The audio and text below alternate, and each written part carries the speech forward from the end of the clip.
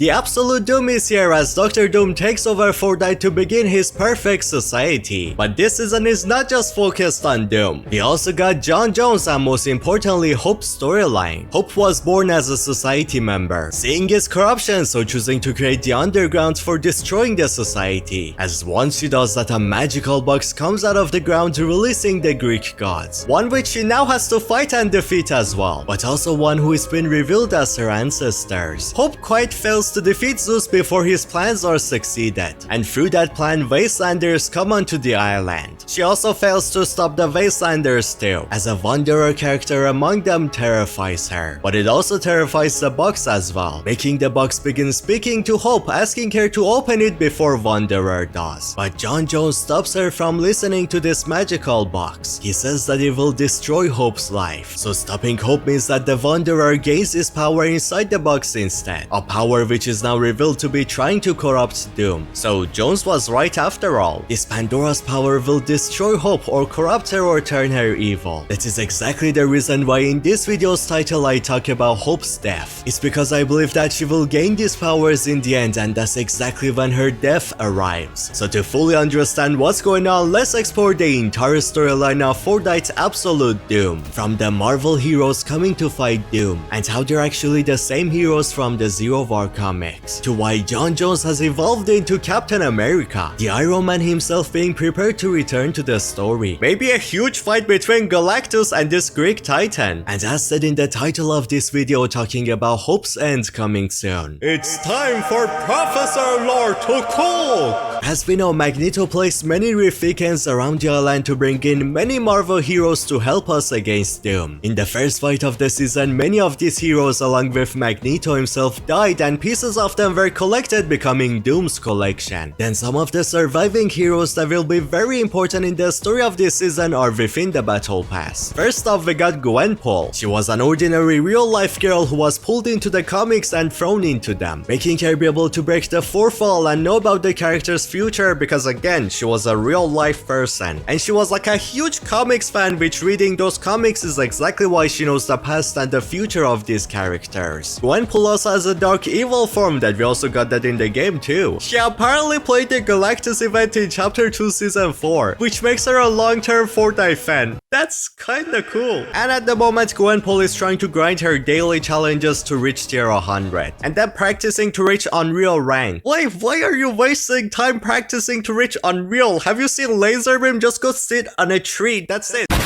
At the moment, Gwenpool is locked up by Dr. Doom inside of a raft prison, or Gwen says that she's kinda pretending to be, then using the situation on us to gather intel from Raft, which currently is under control of Doom and Emma Frost, then at the same time stealing some chips and sending them to Shuri, who Gwen is directly working with right now. Since we just brought up Shuri, let's talk about her. Yep, this is the Shuri from Marvel movies, but a comic version of it. Her brother T'Challa was the former Black Panther, but after his death she has now become the Queen of Wakanda and the new Black Panther within the Zero War comics, which this season is a direct continuation of. Shuri spent a lot of times with Jones talking about many things and even starting to have feelings for each other, and the feelings kept building after every fight, until my boy fell in love with the Queen of Wakanda and they kissed and all. John Jones, my boy, finally got bitches, which means that a fictional character made out of pixels has more bitches than me and Clark. Life is unfair.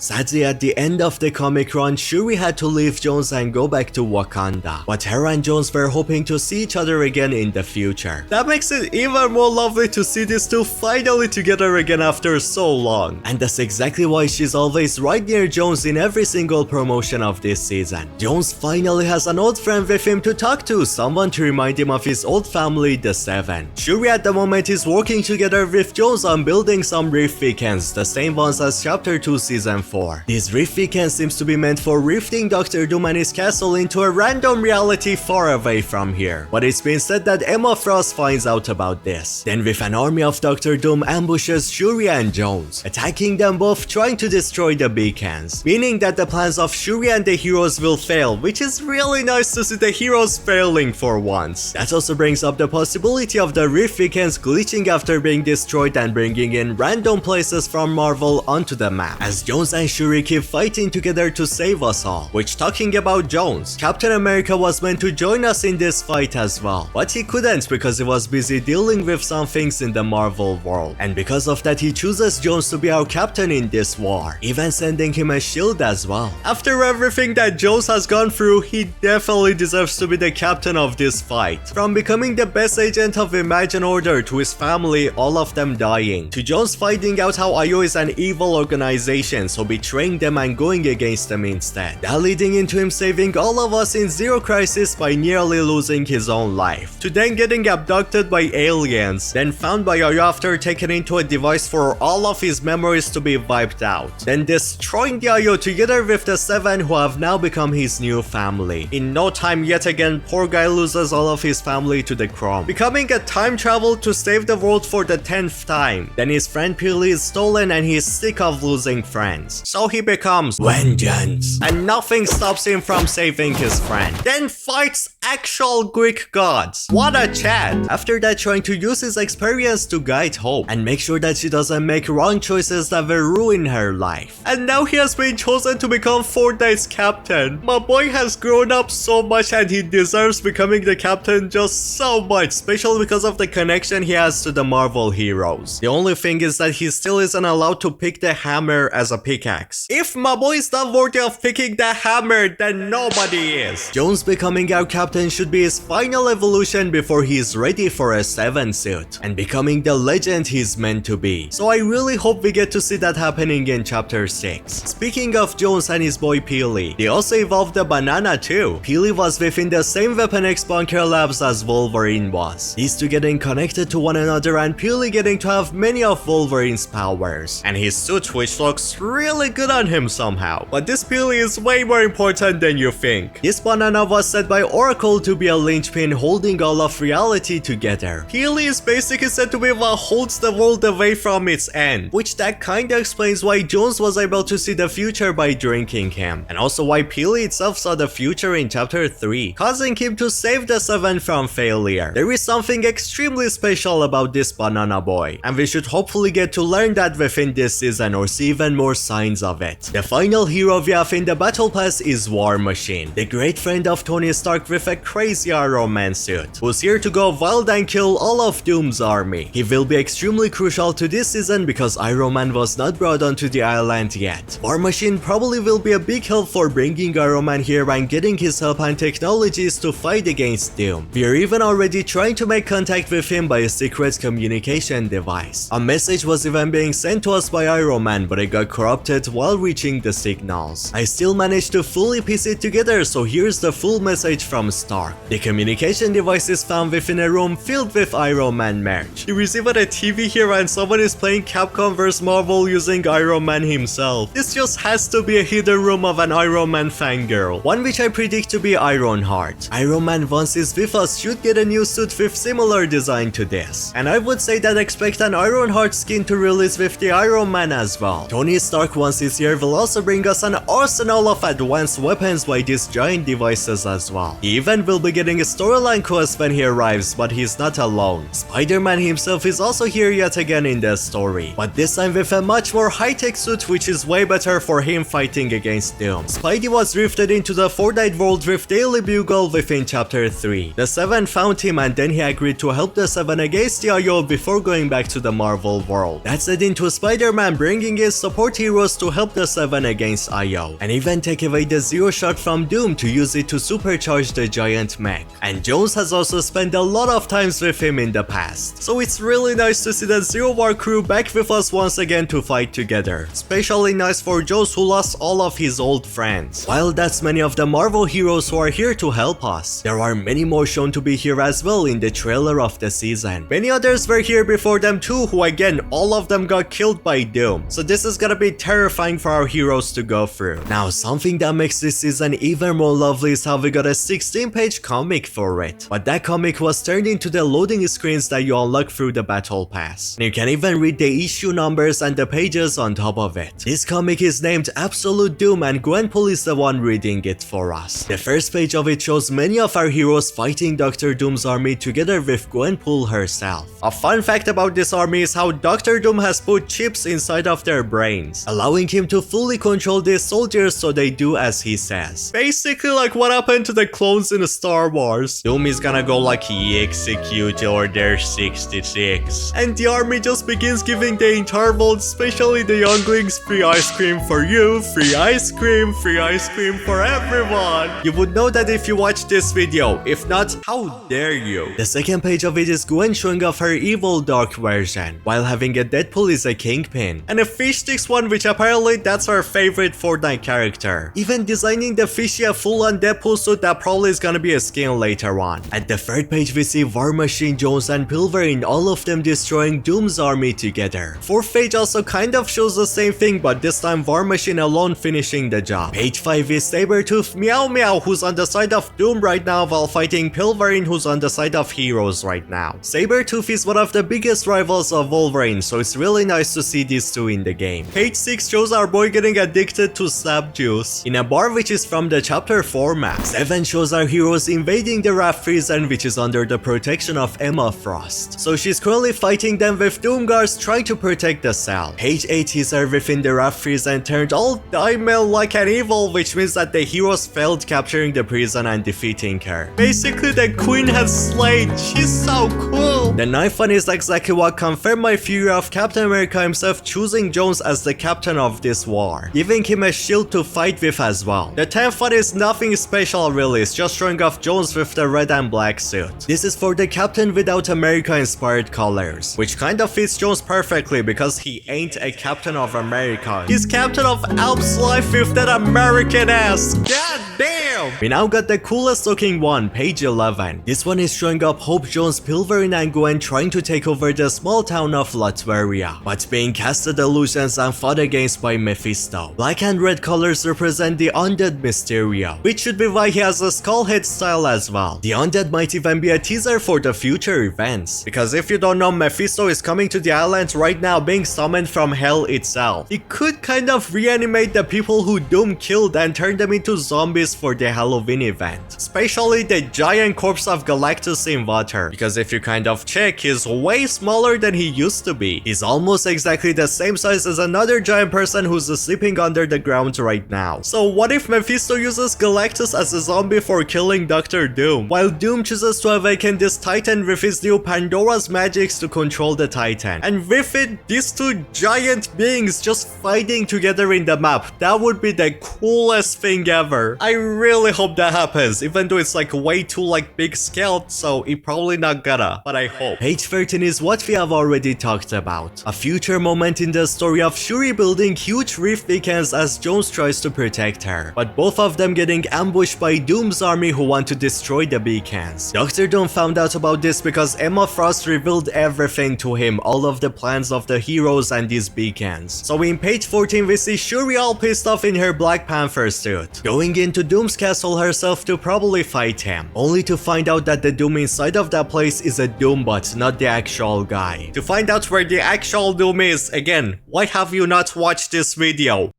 That was all of the comic pages, except there are 2 more pages that are left hidden right now. Those 2 final pages will be revealed in 2 weeks and they're gonna be about Doom's story. These heroes are not kills like the others only because Pandora's box powers were corrupting Doom when he was using it. So he stopped fighting and is now working on a new suit instead, one which will keep him safe from the powers turning him fully evil. When the suit is finally ready and built, we might see just way more like Marvel heroes dying left and right like Magneto. Poor Magneto. And something very interesting is how there are tennis balls found inside of Doom's castle and inside of the mouth of this guard dog. Who's the most popular guard dog? It's Cerberus. That doggo had a whole storyline quest of us trying to find his dog ball, and now there's like 2 more of the same balls in the game. And the same storyline quest that killed me from depression of my ball. Woof. Woof, woof. The thing which we put the ball inside of in that season had 3 holes on it, as Cerberus also has 3 heads. That and those 2 tennis balls make a total of exactly 3 balls. So something is definitely being teased here story-wise. And we might see Cerberus returning to do something important. Maybe he's with Dr. Doom right now and his connections to the underworld is helping Doom with gaining his mother's soul. And being with Dr. Doom would explain why the balls are inside of Doom's castle. But not just Cerberus. It just got revealed how a medic saved Zeus when he was all damaged after the last war. This means that Zeus is still among us.